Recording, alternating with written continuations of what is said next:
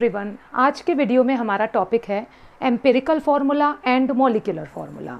देखिए, empirical formula हो चाहे मॉलिक्यूलर फार्मूला हो, हैं तो दोनों फार्मूला ना। तो ये टॉपिक स्टार्ट करने से पहले हम लोग देख लें फार्मूला यानी केमिकल फार्मूला क्या होता है। अगर मैं आप लोगों से बोलूँ कि प्लीज़ राइट वाटर, मैं बोलूँ वाटर लिख के दिखाओ। अब केमिस्ट्री का टीचर आपसे कह रहा है वाटर, तो क्या आप ऐसे लिखेंगे? बिल्कुल नहीं, ये केमिस्ट्री की तो लैंग्वेज नहीं है, तो इंग्लिश है हमारी, है ना। वाटर की स्पेलिंग अगर हम लिखें, अगर केमिस्ट्री में आपको वाटर लिखना है तो आपको मालूम है you have to write formula of water H2O। तो यही वाटर आप ऐसे लिखोगे। यानी what is chemical formula? Chemical formula is the symbolic representation of the molecule. आप जानते हैं पहले से, और आगे एक्सपैंड करना चाहो तो symbolic representation of the molecule through the atoms या through the number of atoms, है ना, प्रेजेंट इन द मॉलिक्यूल। किस एलिमेंट के कितने एटम हैं, हम उस एटम का सिंबल लिख दें और उसके नंबर लिख दें। तो ये जो रिप्रेजेंटेशन हो गया, ये क्या बन गया? फॉर्मूला। तो सबसे पहले बात हम लोग शुरू करेंगे व्हाट इज़ केमिकल फार्मूला। बस एक लाइन की डेफिनेशन, क्योंकि ये हमारे स्टैंडर्ड वे में, ये तो छोटी क्लास का टर्म है, ये हमें एम्पिरिकल और मॉलिक्यूलर फार्मूला वाला कंसेप्ट मेनली देखना है। It is the symbolic representation of the molecule. अब बात करते हैं कि क्या ये फॉर्मूला, इसके भी कुछ टाइप्स होते हैं। Yes, chemical formula is of 2 types. देखिएगा, यहाँ पे लिख रही हूँ, it is of 2 types. Okay, first is empirical formula and the second is molecular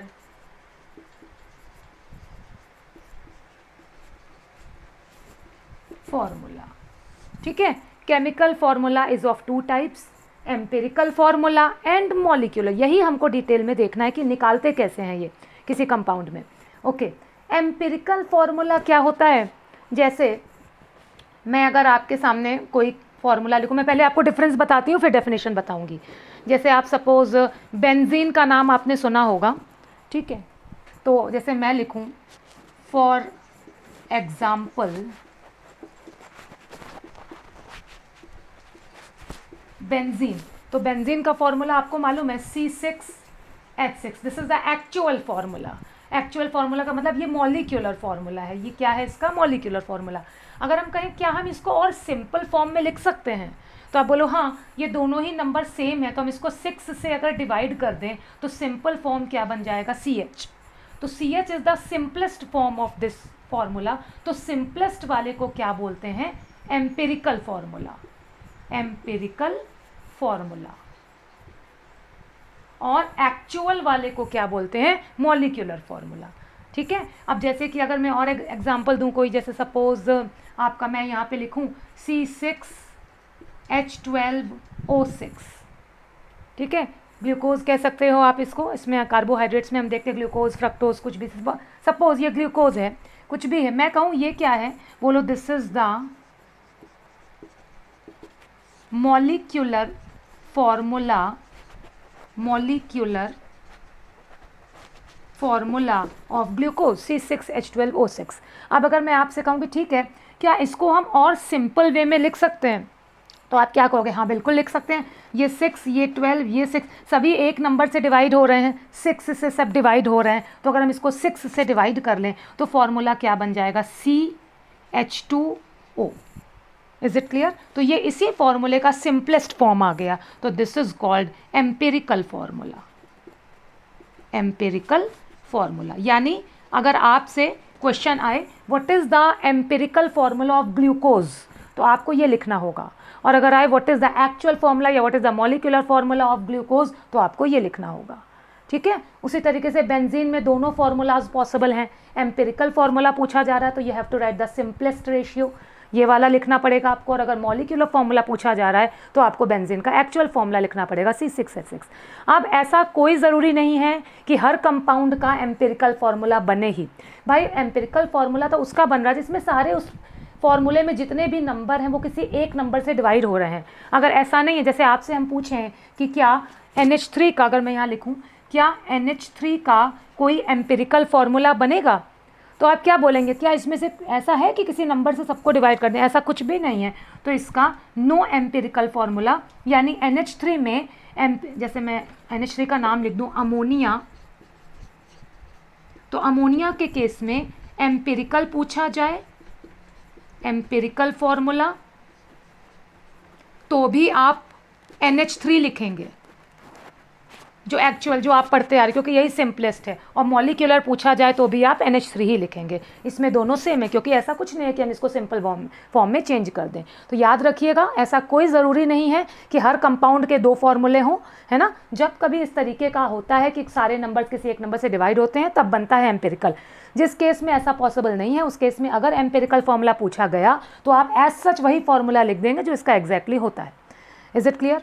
तो what we have seen the difference between empirical formula and molecular formula। अगर हमसे definition पूछी जाए तो एक लाइन में इसकी डेफिनेशन लिख लेते हैं।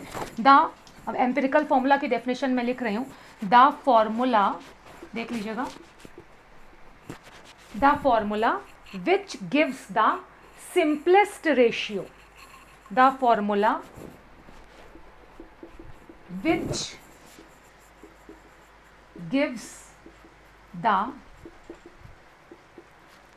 simplest ratio of atoms of each element present in the molecule, present in the molecule is called empirical formula। ठीक है। फॉर एग्जाम्पल अभी आपने पढ़ा, for example CH, this is the empirical formula of benzene. For example CH2O, this is the empirical formula of glucose. For example HO, this is the empirical formula of H2O2। ठीक है, ये हो गया empirical formula. अब molecular formula है, अगर उसकी definition लिखनी है तो बस सब कुछ वही, बस हम यहाँ पर क्या लिख देंगे, द फॉर्मूला विच रिप्रेजेंट्स या विच गिव्स, कुछ भी, the actual number, actual number of atoms of each element present in the molecule। is that clear? बस वही एक्चुअल नंबर वाली बात हो गई। फॉर एग्जाम्पल जैसे CH था तो इसका एक्चुअल फॉर्मूला क्या है, C6H6 benzene. Molecular formula, empirical formula. CH2 था, CH2O, तो C6H12O6, this is the molecular formula of glucose, this is the empirical formula of glucose। Similarly H2O2 hydrogen peroxide, this is the molecular formula, this is the empirical formula। ठीक है, तो ये हो गई हमारी दोनों बातें कि एम्पिरिकल फार्मूला क्या चीज़ है और मॉलिक्यूलर फार्मूला क्या चीज़ है, और डिफरेंस आप समझ गए। मेनली हमें क्या देखना है, इसके numericals, how to determine empirical formula and how to determine molecular formula. ठीक है, चलिए बात करते हैं, इसको रफ करते हैं।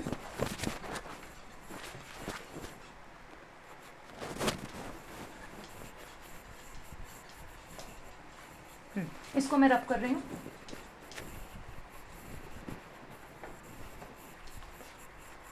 देखिएगा, before starting the discussion of numericals, कुछ फॉर्मूलाज हैं जो आप लोगों को पहले मैं बता दे रही हूँ। जैसे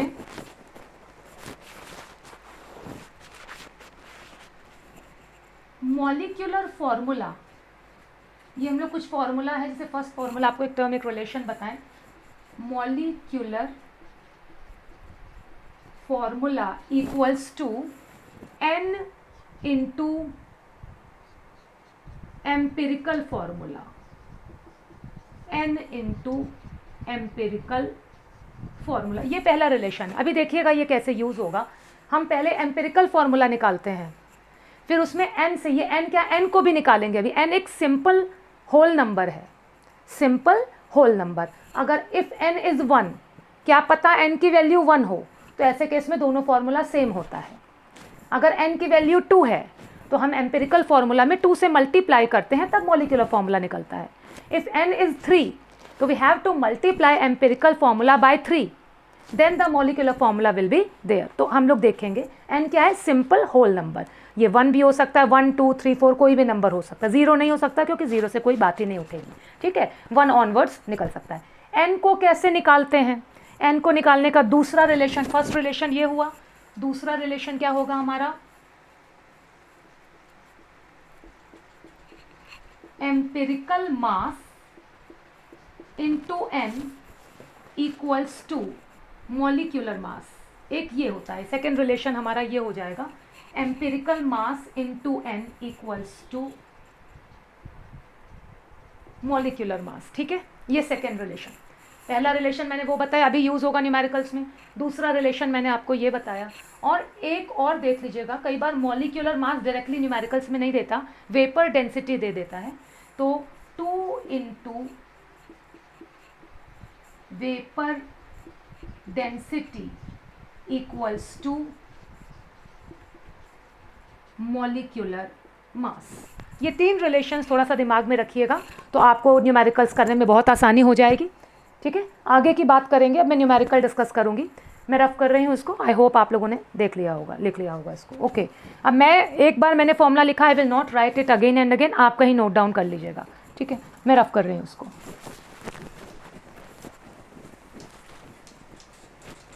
देखिए, अब बात करेंगे, सबसे पहले बहुत ही सिंपल क्वेश्चन की बात करेंगे। फर्स्ट न्यूमेरिकल मैं लिख रही हूँ, आप नोट डाउन करिएगा। आपसे बोल रहा है क्वेश्चन नंबर 1, यहाँ से नोट डाउन कर रही हूँ, डिटरमिन द एम्पिरिकल फॉर्मूला। पहले सिंपल वाले की बात करें, पहले मैं सिर्फ एम्पिरिकल फॉर्मूला बता रही हूँ क्योंकि मेन प्रॉब्लम इसी को निकालने में आती है। ये निकल गया तो मॉलिक्यूलर फॉर्मूला एक स्टेप में निकल जाएगा, ठीक है। फर्स्ट क्वेश्चन हमारा है, determine the empirical formula of the compound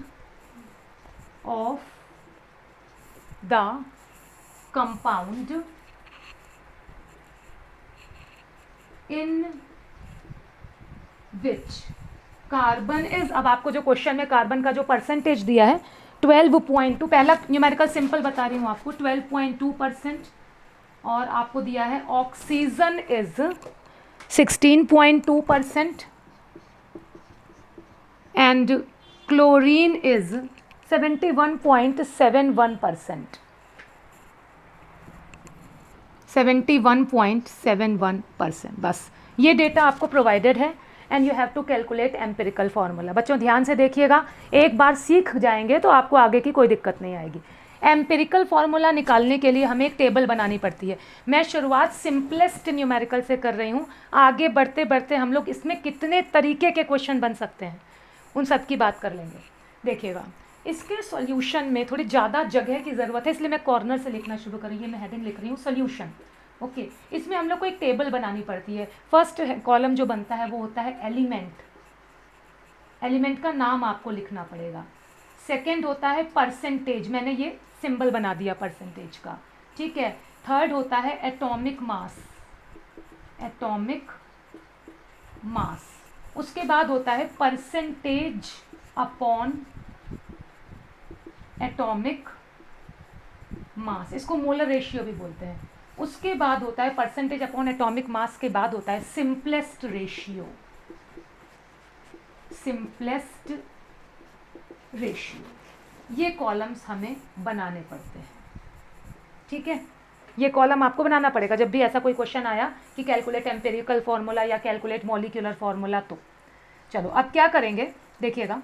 सबसे पहले आपको कौन कौन से एलिमेंट, कार्बन, इसका परसेंटेज ऑलरेडी न्यूमेरिकल में गिवन है 12.2 आपने लिख दिया, और इसका एटॉमिक मास आपको मालूम है 12, ठीक है। उसके बाद ऑक्सीजन, इट्स परसेंटेज इज 16.2, इसका एटॉमिक मास आपको मालूम है 16। फिर क्लोरीन, उसका परसेंटेज है 71.71 और इसका 35.5 एटॉमिक मास, ठीक है, ये होता है, आपको मालूम है। अब हम लोग को करना क्या है, परसेंटेज अपॉन एटॉमिक मास। चलिए ज़रा यहाँ ध्यान दीजिएगा, 12.2 अपॉन 12, इसको अगर आप सॉल्व करना और डेसिमल के बाद 2 प्लेसेस तक जरूर निकाल लीजिएगा। अगर 2 प्लेस तक नहीं, एक ही प्लेस तक पूरा कंप्लीट सॉल्व हो गया तो बात अलग है, अदरवाइज डेसिमल के बाद 2 प्लेसेस तक जरूर निकालिएगा। तो अगर आप इसको सॉल्व करोगे तो आई थिंक 1.01 आएगा, ये आप सबको मालूम होगा। कई बच्चे यहाँ डिवीज़न में 1.0 में कंफ्यूज होते हैं, आप देख लीजिएगा डिवीज़न 1.01 आएगा, ठीक है। उसके बाद अगले में हम लोग को फिर से यही करना है, 16.2 अपॉन 16, अगर हम इसको डिवाइड कर लें ठीक से तो आई थिंक यहाँ भी 1.01 आएगा, है ना। आप डेसिमल हटाएंगे, नीचे 0 बढ़ाएंगे, फिर आप डिवाइड करेंगे। उसके बाद अगर आप यहाँ पे इसको डिवाइड करेंगे तो 71.71 अपॉन दिस, आप करके देखना, मैं यहाँ पे लिख दे रही हूँ 71.71 अपॉन 35.5, तो आई थिंक ये आएगा 2.02, ठीक है। आप करके देख लीजिएगा। तो ये आपने कर लिया सॉल्व, इन दोनों को डिवाइड कर लिया। अब सिंपलेस्ट रेशियो कैसे निकलेगा, इनमें से जो सबसे छोटा नंबर है, भाई रेशियो कैसे निकालते हैं, मैं कहूँ इतने नंबर है रेशियो, बोलो सबसे छोटे नंबर से सबको डिवाइड कर दीजिए, तभी तो रेशियो आता है ना। सबसे छोटे नंबर से सबको डिवाइड कर दो, तो यहाँ सबसे छोटा नंबर तो 1.01 है, वही रिपीट हुआ और वो उससे ज़्यादा बड़ा हो गया। तो जो सबसे छोटा नंबर है उससे तीनों को डिवाइड कर दो, तो सबसे छोटा नंबर तीनों में कौन है, 1.01।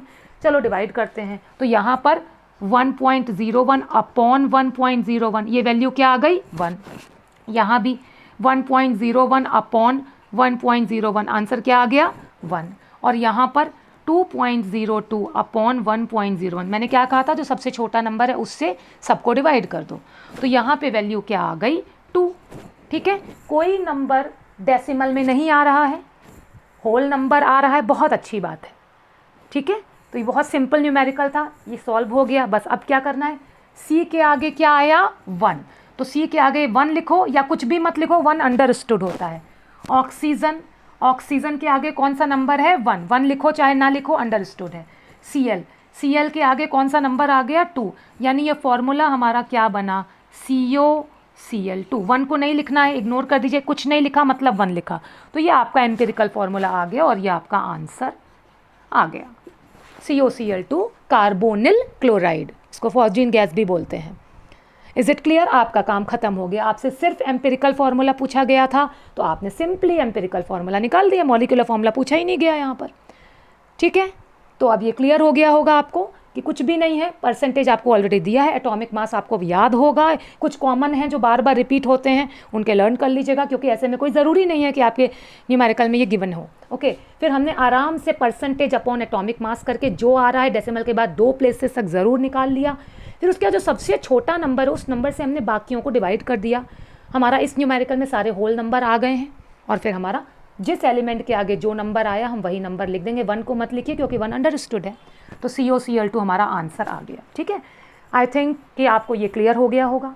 चलो अब नेक्स्ट सेकंड टाइप के क्वेश्चन की बात करेंगे जिसमें मॉलिक्यूलर फॉर्मूला भी पूछा जाए, तब देखते हैं कि उसको कैसे निकालते हैं। क्लियर, मैं सेकंड क्वेश्चन लिखती हूँ, इसके लिए मैं ये चीज़ रफ करूँगी लेकिन टेबल हमारी यही बनी रहेगी।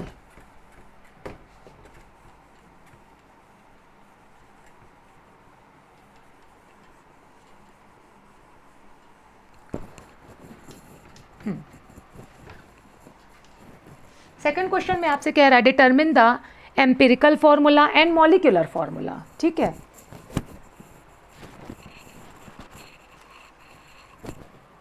Determine the empirical formula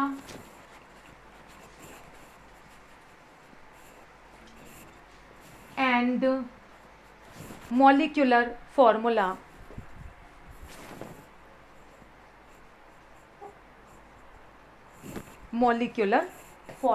of the compound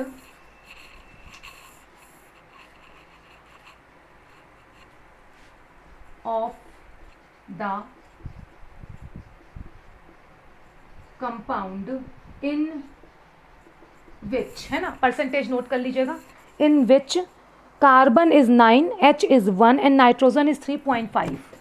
carbon is 9%, hydrogen is 1% and nitrogen is, carbon is 9, hydrogen is 1 and nitrogen is 3.5%। और एक चीज़ और दी हुई है, द मॉलिक्यूलर मास, इसमें मॉलिक्यूलर मास, जब भी मॉलिक्यूलर फॉर्मूला पूछेगा मॉलिक्यूलर मास आपको दिया रहेगा या वेपर डेंसिटी दिया रहेगा। Molecular mass of the compound is, आपको यहाँ पे इस वाले क्वेश्चन में मॉलिक्यूलर मास दिया गया है 108। ओके, ये आपको प्रोवाइडेड है। अब हमने आपसे कहा कि एम्पिरिकल फार्मूला और मॉलिक्यूलर फार्मूला निकालिए।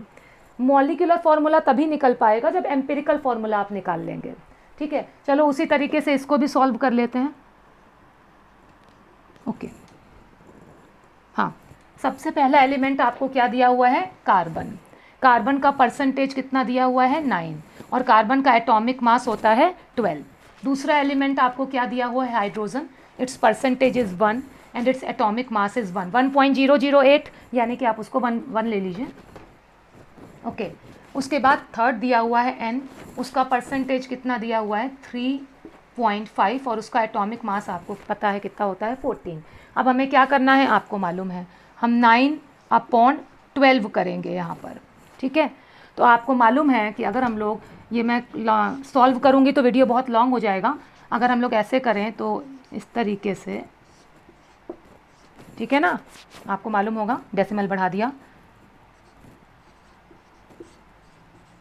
तो ये आपका आ जाएगा 0.75। आपने 9/12 को सॉल्व किया, घबराना नहीं होता ऐसे क्वेश्चंस में। डेसिमल के बाद 2 प्लेसेस तक हमारा सॉल्व हो गया और आपने इसको सॉल्व कर लिया। ऐसे ही अब यहाँ पे परसेंटेज अपॉन एटॉमिक मास यानी 1/1, तो यहाँ तो 1 ही आ गया। फिर यहाँ पे आप करेंगे तो 3.5/14 कर देंगे। तो आपको पता है हाउ टू सॉल्व, इसको हम लोग सॉल्व करेंगे 3.5/14। हमने यहाँ से डेसिमल हटाया, ये 0 लग गया। अब हम यहाँ पर यहाँ डेसिमल लगा के 0 बढ़ा दें तो ये 2 टाइम जा रहा है, 280 0,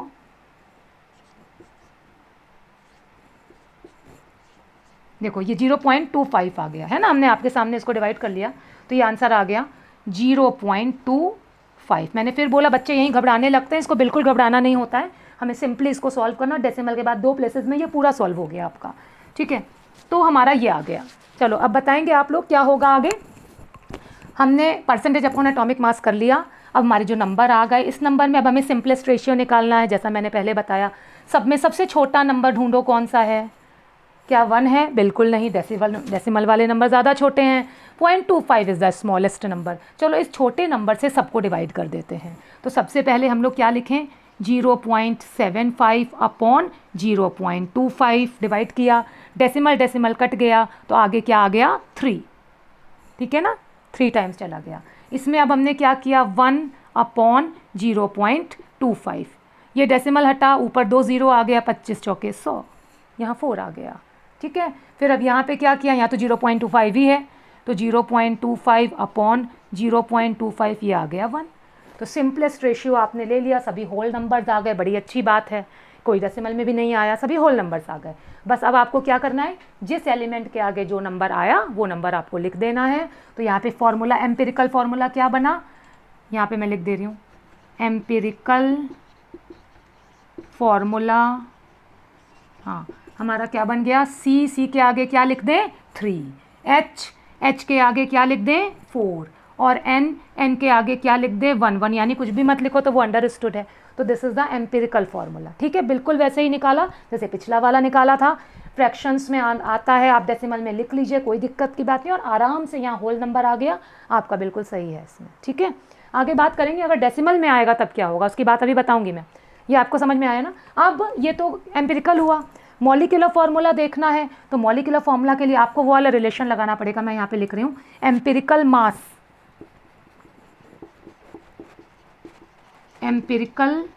मास इनटू n इक्वल्स टू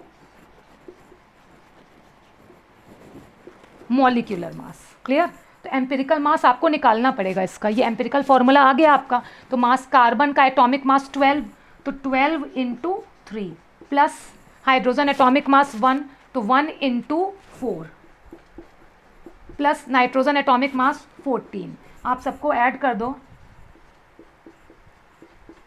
ठीक है, ऐड करके अगर हम लोग देख लें तो ये क्या हो जाएगा? 54, तो एम्पिरिकल मास हमारा क्या आ जाएगा 54। तो यहाँ पे 54 इंटू n इक्वल्स टू, एक मिनट अब आपको दिखेगा, थोड़ा सा पीछे किया मैंने बोर्ड, हाँ, empirical mass into n equals to molecular mass आपको कितना दिया हुआ है 108। तो n की वैल्यू क्या आ जाएगी आपकी, यहाँ लिख दे रही हूँ, तो n की वैल्यू आपकी क्या आ गई 2, है ना, n की वैल्यू 2 आ गई ना। तो अब क्या होगा जब n की वैल्यू 2 आ गई, तो मैं यहाँ पे रफ कर रही हूँ अब क्वेश्चन,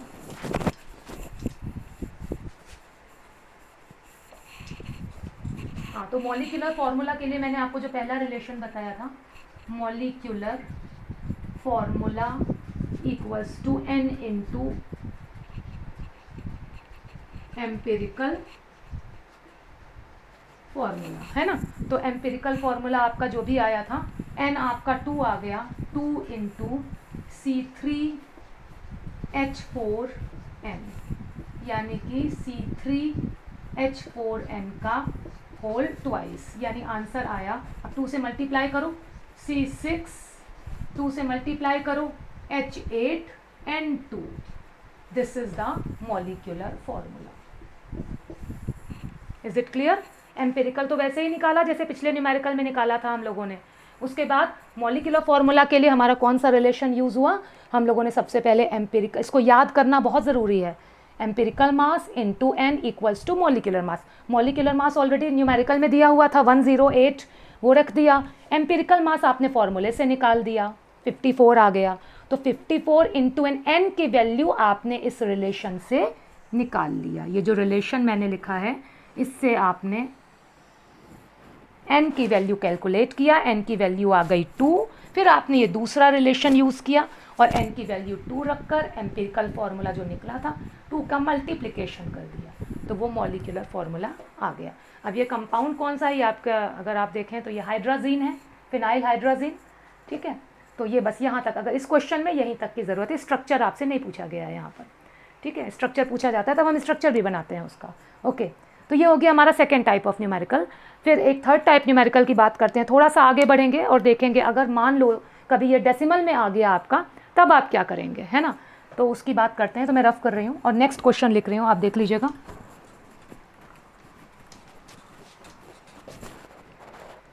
मैं डेटा भी रफ कर दे रही हूँ।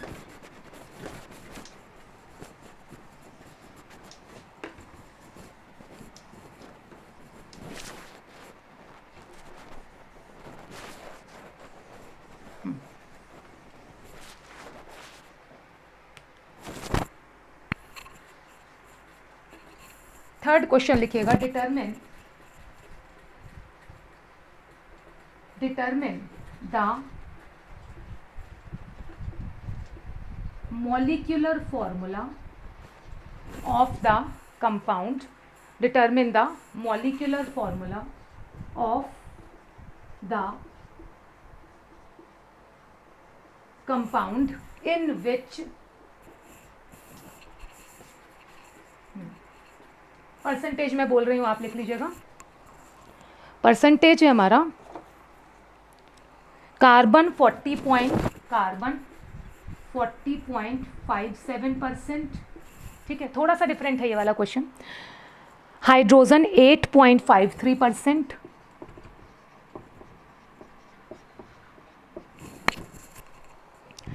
नाइट्रोजन 23.65%। उसके बाद आगे लिखा हुआ है and rest is oxygen,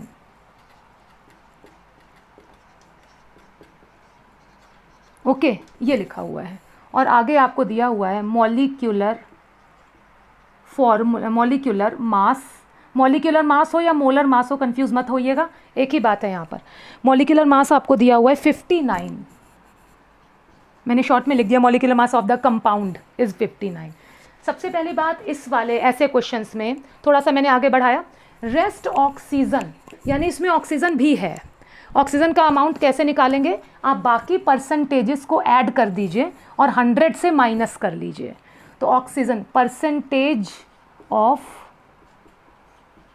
oxygen के लिए आपको सबसे पहले जैसे ये 40.57 प्लस 8.53 प्लस 23.65, ठीक है। आप इनको ऐड कर लीजिए और फिर जो नंबर आएगा उसको आप 100 से माइनस कर दीजिएगा तो आपका आंसर आ जाएगा। जैसे अब हम लोग अगर ऐड करें तो इसको अगर हम लोग, मैं यहाँ पर ऐड करूँ, थोड़ा सा टाइम लगेगा, तो ये आंसर आएगा। चलिए अच्छा ऐड कर लेते हैं, चलिए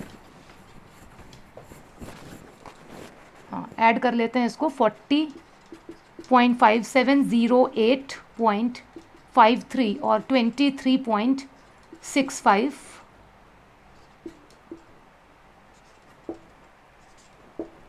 72.75 हमने इसको ऐड किया तो 72.7। अब हमें इसको 100 में से माइनस करना पड़ेगा तो जो वैल्यू आ जाएगी वो हो जाएगा आपको ऑक्सीजन का परसेंटेज। अगर हम इसको माइनस कर देंगे तो ये आ जाएगा 27.25।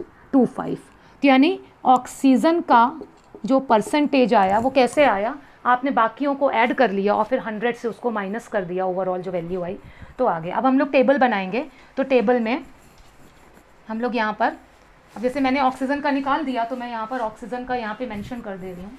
ऑक्सीजन परसेंटेज 27.25%, ठीक है। अब एज यूजुअल हम लोग अपनी टेबल बनाएंगे। एलिमेंट, परसेंटेज,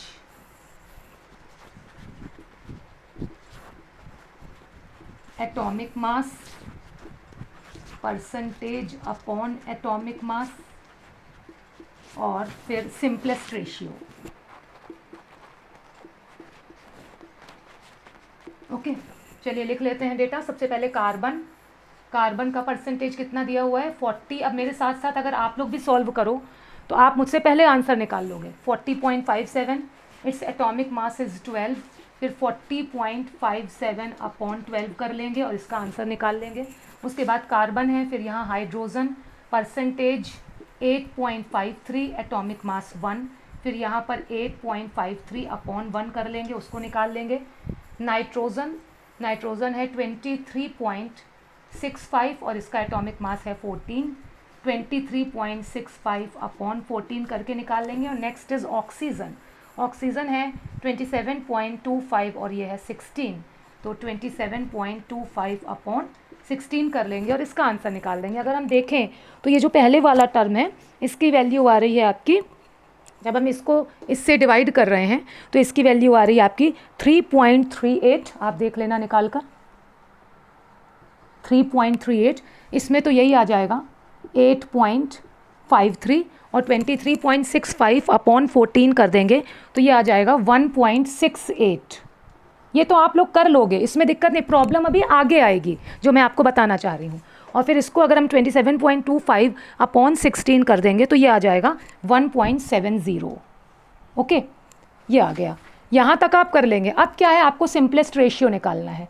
इसमें से जो सबसे छोटा नंबर है वो आपको देखना, सबसे छोटा नंबर 1.68 है, तो अब हमें इस नंबर से सबको डिवाइड करना है। तो यहाँ पे हम क्या लिख लें, 3.38 अपॉन 1.68। अब आप अपनी कॉपी में इसको ठीक से डिवाइड करिएगा और मैं फिर बोल रही हूँ अच्छे से निकालिएगा। डेसिमल में आ रहा है, परेशान मत होइएगा। अगर हम लोग इसको सॉल्व कर लें तो इसमें हम लोग जब करेंगे तो ये आ जाएगा 2.01 जब डिवाइड करेंगे। अब इसको जब हम करेंगे 8.53 अपॉन 1.68 आप करके देखिएगा आपका क्या आता है। 8.53 अपॉन 1.68 कर देंगे तो ये आ जाएगा 5.07, ठीक है। अब यहाँ तो 1.68 अपॉन 1.68 यानी ये तो 1 ही आ रहा है, और यहाँ पर 1.70 अपॉन 1.68, तो आपको पता है 1.0 करके ही कुछ आएगा। अगर हम इसको डिवाइड कर लेंगे तो सपोज़ ये 1.01 आ जाएगा, ठीक है। अब जैसे आ गया, अब ये आसान है, क्यों? क्योंकि आप इसको राउंड फॉर्म में ले सकते हैं। 2.0 है तो आप इसको 2 लिख सकते हैं, ये 5.07 है तो आप इसको 5 लिख सकते हैं, ये 1 है और ये 1.01 है तो आप इसको 1 लिख सकते हैं। आप सबको नॉर्मली लिख सकते हैं। तो आपने इसको क्या ले लिया, 2.01 है, इसको राउंड ऑफ कर सकते हैं। मेरी बात ध्यान से सुनिएगा, अभी यहाँ 0 ना होकर सपोज 5 होता, वो आप राउंड नहीं कर सकते थे, उसके लिए दूसरा तरीका होता है, ठीक है। इस वाले न्यूमेरिकल में जो आया है 2.01 है, तो आप इसको 2 आसानी से लिख सकते हैं, बट सपोज यहाँ 2.5 होता तब नहीं लिख सकते थे, ना तो 2 ना 3, दोनों में से कुछ नहीं। उसकी बात अगले क्वेश्चन में करूँगी मैं, ठीक है। अभी यहाँ 2.0 है तो आप इसको इजीली 2 लिख दो, बिल्कुल सही है। 5 के बाद 0 है तो आप इसको राउंड फॉर्म में 5 लिख दो, बिल्कुल ठीक है। ये तो 1 है ही, तो ये तो 1 ही है हमारा, इसको लिखने की ज़रूरत नहीं। ये 1.0, तो इसको भी आप राउंड फॉर्म में 1 ले लो। तो आपने ये जो सिंपल रेशियो डेसिमल में आया था, डेसिमल के बाद 0 था, आपने उसको राउंड फॉर्म में लिख दिया, बिल्कुल ठीक है। 1% गलत नहीं किया जा सकता ये न्यूमेरिकल। तो बस एम्पिरिकल फॉर्मूला बन गया आपका, क्या बन गया, C के आगे क्या आ गया 2, H के आगे क्या आ गया 5, N के आगे 1 है तो 1 ही लिखा रहने दो, और O के आगे भी 1 है तो 1 ही लिखा रहने दो। C2H5NO ये एम्पिरिकल फार्मूला आ गया। बस आगे वही जैसा मैंने पहले किया था, मॉलिक्यूलर फार्मूला के लिए एम्पिरिकल मास आपको निकालना पड़ेगा। Empirical mass into N equals to, ये वही फॉर्मूला जो हम लोग यूज़ कर रहे थे। एम्पिरिकल मास अगर आप C2H5NO का एम्पिरिकल मास निकाल लो तो ये आ जाएगा 59। आई होप आप निकाल लोगे। कार्बन 6 है, 6 into 2 12 plus 1 into 5 5 plus 14 plus 16, सबको सॉल्व कर लेना तो ये 59 आ जाएगा इंटू N। मॉलिक्यूलर मास भी 59 ही दिया है, यानी N की वैल्यू क्या आ गई 1। तो अब यानी हमारा जो मॉलिक्यूलर फॉर्मूला बन गया वो क्या बन गया,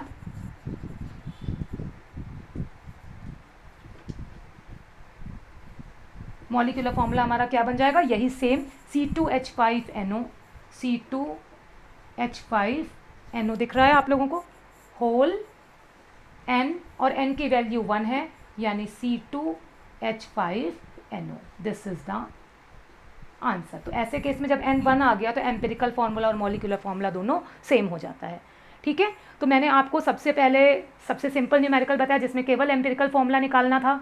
उसके बाद मैंने मॉलिक्यूलर फार्मूला निकालना बताया। एम्पिरिकल फार्मूले में जो सिंपलेस्ट रेशियो था वो बिल्कुल होल नंबर था।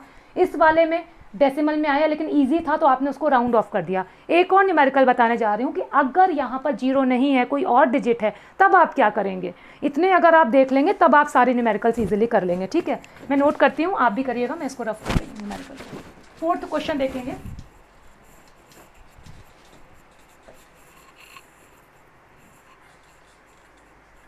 देखिएगा क्वेश्चन 4th है, मैं बोल रही हूँ, लिख लीजिएगा। पहली लाइन वही है, determine the molecular formula, determine the, अब मॉलिक्यूलर पूछा गया तो एम्पिरिकल तो निकालना ही पड़ेगा। Determine the molecular formula of the compound in which, हाँ परसेंटेज नोट करिएगा, in which carbon is 57.8%,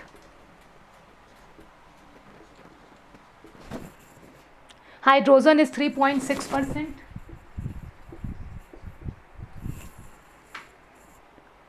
and rest is oxygen, and rest is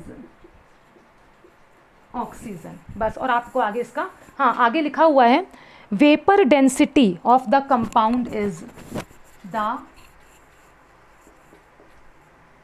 vapour density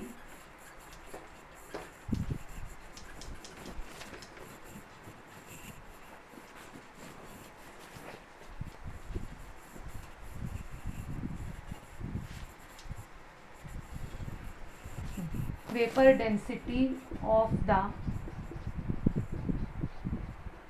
compound is, it is given in the question 83, ठीक है, ये दे दिया गया है। चलिए इसको रफी कर दे, फिर से पीला करेंगे। ओके, अब इसमें हम लोग क्या करेंगे, सबसे पहली बात आपको पता है रेस्ट इज ऑक्सीजन, तो ऑक्सीजन का परसेंटेज निकालने के लिए आपको परसेंटेज ऑफ, ये सॉल्यूशन है, ओके, परसेंटेज ऑफ ऑक्सीजन आपको करना क्या होगा, 57.8 प्लस 3.6 और जो वैल्यू आएगी उसको 100 में से माइनस करना होगा। तो हम लोग उसको यहाँ डायरेक्टली ऐसे लिखते हैं, अब तो आपको क्लियर हो गया होगा। 100 माइनस 57.8 प्लस 3.6, इनको ऐड कर लें और जो आ जाए उसको 100 से माइनस कर लें। तो अगर हम लोग यहाँ पर निकालें 57.8 और 3.6 को ऐड कर लें 61.4 आ जाएगा यहाँ पर 61.4, और फिर उसको 100 में से माइनस कर लें 100 माइनस 61.4, तो हमारा अगर हम लोग इसको माइनस कर लें तो आ जाएगा हमारा 38.6। ठीक है, तो परसेंटेज ऑफ ऑक्सीजन 38.6 आ गया। ओके, अब हम लोग एज यूजुअल, अच्छा एक चीज़ और, वेपर डेंसिटी दी हुई है तो मॉलिक्यूलर मास कितना हो जाएगा, molecular mass of the compound equals to 2 into vapour density. Clear, बता चुकी हूँ ना अभी शुरू में। तो 2 इंटू वेपर डेंसिटी 83 है, यानी 166, यानी मॉलिक्यूलर मास या मोलर मास जो भी टर्म आपको न्यूमेरिकल में दिया 166 है। चलिए फिर से टेबल बना लेते हैं। सबसे पहला हमारा क्या है, एलिमेंट, उसके बाद क्या है परसेंटेज कॉम्पोजिशन, फिर है एटॉमिक मास, उसके बाद परसेंटेज अपॉन एटॉमिक मास, और फिर है हमारा simplest ratio. Okay okay, first element आपको क्या दिया है, कार्बन। कार्बन का परसेंटेज 57.8, कार्बन एटॉमिक मास 12। फिर हम लोग इसको 57.8 अपॉन 12 करके इसको सॉल्व कर लेंगे। दूसरा एलिमेंट आपको क्या दिया है, हाइड्रोजन 3.61, यानी 3.6 अपॉन 1, तो ये तो 3.6 ही आ जाएगा। उसके बाद थर्ड है ऑक्सीजन 38.6 और ये 16, 38.6 अपॉन 16 कर लेंगे। ठीक है, इसको हम लोग सॉल्व कर लेंगे। 57.8 अपॉन 12 करेंगे तो ये आ जाएगा 4.81। आप मेरे साथ साथ कर रहे होंगे तो आपका मुझसे पहले आ जा रहा होगा। ये आपका 3.6 आ गया और ये आ जाएगा आपका 2.41। ओके, अब क्या करेंगे बताइए। अगर आप देख रहे हैं इसको तो आपको क्लियर हो गया होगा कि अब हमें करना क्या है, सबसे छोटा नंबर जो है उससे सबको डिवाइड कर देना है। तो सबसे छोटा नंबर हमारा कौन सा है, 2.41 है। तो अगर हम लोग 2.41 ले लें और सबको डिवाइड कर दें 4.81 अपॉन 2.41, उसके बाद 3.6, अब कुछ नहीं है तो जीरो लगा सकते हैं हम लोग आगे, अपॉन 2.41, और ये तो 2.41 अपॉन 2.41 है ना। जब हम लोग इसको सॉल्व करेंगे तो आपको क्लियरली समझ में आ रहा होगा, अगर वहाँ 2 होता तो डबल में चला जाता, लेकिन वहाँ 4.81 है। तो इसको जब सॉल्व करेंगे तो यहाँ बच्चों क्या आ जाएगा ना, आप करके देखना 1.99 आएगा। मैं राउंड ऑफ बिल्कुल नहीं कर रही हूँ ताकि आप कंफ्यूज हों, जो आया मैंने वही लिख दिया यहाँ पर। एज एक्चुअल में डिवाइड कीजिए तो जो आ रहा है मैं वही लिख रही हूँ यहाँ पर। ठीक है, जब आप इसको 3.6 अपॉन 2.41 को करोगे तो यहाँ पे आ जाएगा 1.49। ओके, और यहाँ तो 1 आ गया। अब मेरी बात ध्यान से समझ लीजिएगा, जो इस वीडियो का मेन पॉइंट है वो यहीं पर है।